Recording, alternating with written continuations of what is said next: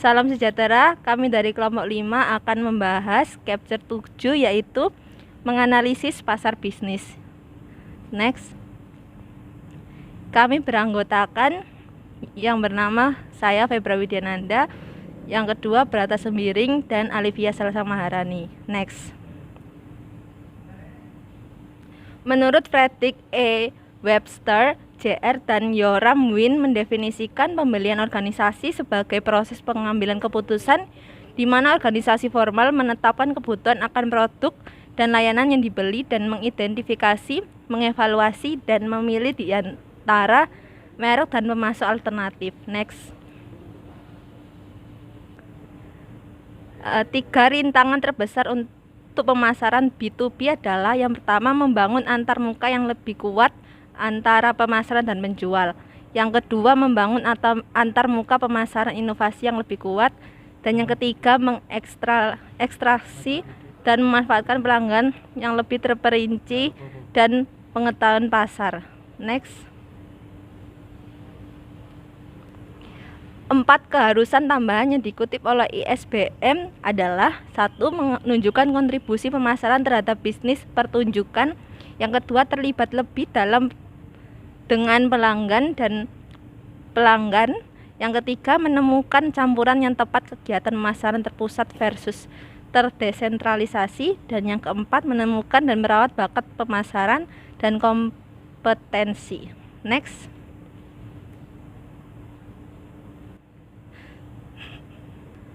Tiga jenis situasi pembelian. Yang pertama, pembelian kembali langsung. Dalam pembelian ulang langsung, departemen pembelian memesan ulang barang-barang seperti perlengkapan kantor dan curah bahan minyak secara rutin dan memilih dari pemasok pada daftar yang disetujui. Lalu pembelian kembali yang dimodifikasi. Pembeli dalam pembelian ulang yang dimodifikasi ingin mengubah spesifikasi produk, harga, persyaratan pengiriman, atau persyaratan lainnya. Ini biasanya membutuhkan peserta tambahan di kedua sisi. Yang ketiga, tugas baru. Pembeli tugas baru membeli produk atau layanan untuk pertama kalinya, yaitu gedung kantor, keamanan, baru sistem. Next. Siapa yang membeli barang dan jasa bernilai triliunan dolar yang dibutuhkan oleh organisasi bisnis?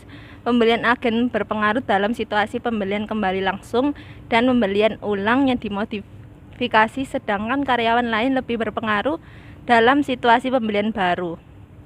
Next. Pemrakarsa pengguna atau orang lain dalam organisasi yang meminta agar sesuatu dibeli.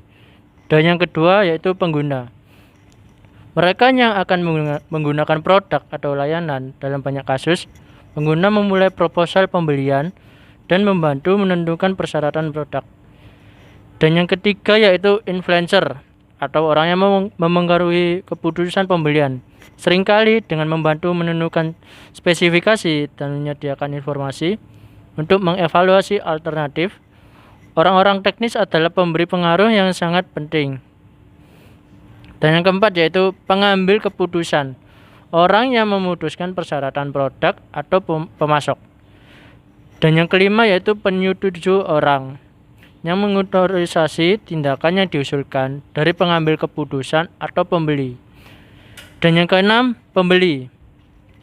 Orang yang memiliki wewenang formal untuk membeli pemasok dan mengatur persyaratan pembelian. Pembeli mungkin membantu spesifikasi produk, tetapi mereka memainkan peran utama mereka dalam memilih vendor dan bernegosiasi. Lebih banyak lagi, pembelian kompleks. Pembeli mungkin termasuk manajer tingkat tinggi. Dan yang ketujuh yaitu penjaga gerbang. Orang yang memiliki kekuatan untuk mencegah penjual atau informasi, menjangkau anggota pusat pembelian, resepsionis, dan operator telepon dapat mencegah anak penjual menghubungi pengguna atau pengambil keputusan. Next. Beberapa panduan untuk pemasaran untuk usaha kecil. Yang pertama yaitu jangan menyatukan bisnis kecil dan menengah. Ada kesenjangan besar antara pendapatan $1 juta dan $50 juta, atau antara sebuah startup dengan 10 karyawan dan bisnis yang lebih matang dengan 100 atau lebih karyawan. Dan yang kedua yaitu tetap sederhana. Tawarkan satu titik kontak pemasok untuk semua masalah layanan atau satu tagihan untuk semua layanan dan produk. Dan yang ketiga yaitu gunakan internet. Hewlett Packard menemukan bahwa kekurangan waktu pembuat keputusan usaha kecil lebih memilih untuk membeli atau setidaknya meneliti produk dan layanan online. Jangan lupa tentang kontak langsung. Bahkan jika bisnis kecil, titik kontak pertama pemilik adalah melalui internet dan Anda masih perlu menawarkan telepon atau waktu tatap muka. Berikutnya, berikan dukungan setelah penjualan. Usaha kecil menginginkan mitra, bukan penjual. Dan yang terakhir, kerjakan pekerjaan rumah Anda. Realitas manajemen pengusaha kecil atau menengah berbeda dengan korporasi besar. Next. Tahapan dalam proses pembelian. Yang pertama yaitu pengenalan masalah. Proses pembelian dimulai ketika seseorang dalam perusahaan menyadari adanya masalah atau kebutuhan yang dapat dipenuhi oleh memperoleh sesuatu barang atau pengenalan jasa tersebut. Pengenalan tersebut dapat dipicu oleh rangsangan internal atau eksternal. Yang kedua yaitu deskripsi kebutuhan umum dan spesifikasi produk. Selanjutnya, pembeli menentukan karakteristik umum barang yang dibutuhkan dan jumlah yang dibutuhkan. Dan yang ketiga yaitu pencarian pemasok. Pembeli selanjutnya mencoba mengidentifikasi pemasok yang paling tepat melalui direktori perdagangan, kontak dengan pihak lain perusahaan, iklan dagang, pameran dagang, dan internet. Dan yang keempat, penciptaan prospek tugas. Penciptaan prospek tugas. Pemasok adalah memastikannya dipertimbangkan saat pelanggan atau mungkin masuk pasar dan mencari pemasok. Dan yang kelima, permohonan proposal. Pembeli selanjutnya mengundang pemasok yang memenuhi syarat untuk mengajukan proposal tertulis. Dan yang keenam, pemilihan pemasok. Sebelum memilih pemasok, pusat pembelian akan menentukan dan memberi peringkat atribut pemasok yang diinginkan, seringkali menggunakan model evaluasi pemasok. Dan yang ketujuh, spesifikasi perusahaan rutin.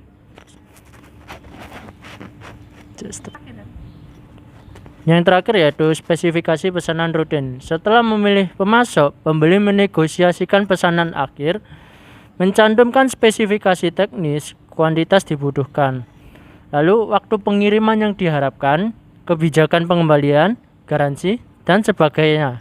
Next. Beberapa perusahaan menangani pembeli yang berorientasi harga dengan menetapkan harga yang lebih rendah, tetapi menetapkan kondisi yang membatasi. Yang pertama yaitu jumlah terbatas, dan yang kedua tidak ada pengembalian uang, dan yang ketiga tidak ada penyesuaian, dan yang keempat tidak ada layanan. Next. Perusahaan Chapman Kelly. Next. Chapman Kelly menyediakan produk audit dan pengendalian biaya lainnya untuk membantu perusahaan mengurangi perawatan kesehatan mereka dan biaya asuransi. Next. Selanjutnya yaitu 8 kategori klasifikasi hubungan pembeli dan pemasok. Yang pertama yaitu pembelian dan penjualan dasar. Ini adalah pertukaran sederhana dan rutin dengan tingkat kerjasama dan pertukaran informasi yang moderat. Yang kedua, tulang telanjang, yaitu hubungan ini membutuhkan lebih banyak adaptasi oleh penjual dan lebih sedikit kerjasama dan informasi menukarkan. Yang ketiga, transaksi kontraktual, yaitu pertukaran ini ditentukan oleh kontrak formal dan umumnya pemilik tingkat yang rendah kepercayaannya, kerjasama, dan interaksi. Yang keempat, pasokan pelanggan adalah dalam situasi suplai tradisional ini, pesaing dan bukan kerjasama adalah yang dominan bentuk pemerintahan.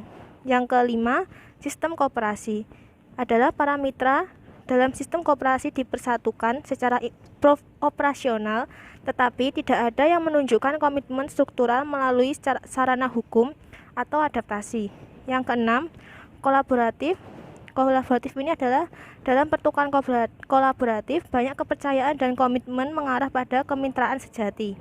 Yang ketujuh, saling adaptif. Pembeli dan penjual membuat banyak adaptasi khusus hubungan, tetapi tanpa harus mencapai kepercayaan atau kerjasama yang kuat. Yang delapan, pelanggan adalah raja. Dalam hubungan yang erat dan kooperatif ini, penjual menyesuaikan diri untuk memenuhi kebutuhan pelanggan tanpa mengharapkan banyak adaptasi atau perubahan sebagai gantinya. Selanjutnya adalah kredibilitas perusahaan. Kredibilitas perusahaan adalah sejauh mana pelanggan percaya bahwa perusahaan dapat merancang dan memberikan produk dan layanan yang memuaskan kebutuhan yang mereka inginkan. Selanjutnya berikut adalah 3 faktor kredibilitas perusahaan. Yang pertama, keahlian perusahaan. Keahlian perusahaan ini di mana sejauh mana perusahaan dipandang sebagai yang mampu membuat dan menjual produk atau melakukan jasa. Yang kedua, kepercayaan perusahaan, yaitu sejauh mana perusahaan dilihat dapat termotivasi untuk jujur, dapat diandalkan dan peka terhadap pelanggan kebutuhannya. Yang ketiga, corporate likability. Sejauh mana suatu perusahaan dipandang disukai, menarik, bergengsi, dan dinamis.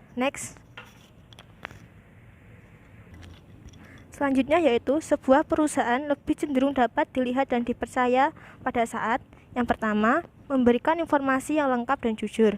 Yang kedua, memberikan insentif karyawan yang disesuaikan untuk memenuhi kebutuhan pelanggan. Insentif ini seperti bonus. Yang ketiga, bermitra dengan pelanggan untuk membantu mereka belajar dan membantu diri mereka sendiri. Yang keempat, menawarkan perbandingan yang valid dengan produk pesaing. Investasi khusus adalah pengeluaran yang disesuaikan dengan perusahaan tertentu dan mitra rantai lain. Mitra rantai lain ini yaitu investasi dalam pelatihan, peralatan, dan prosedur atau sistem operasi khusus perusahaan. Kenapa opportunities menjadi pusat perhatian? Karena perusahaan harus mencurahkan sumber daya untuk mengontrol dan membantu bahwa mereka dapat jika tidak dialokasikan untuk tujuan yang lebih produktif. Sekian dari kelompok kami, apabila ada kesalahan mohon dimaafkan. Terima kasih.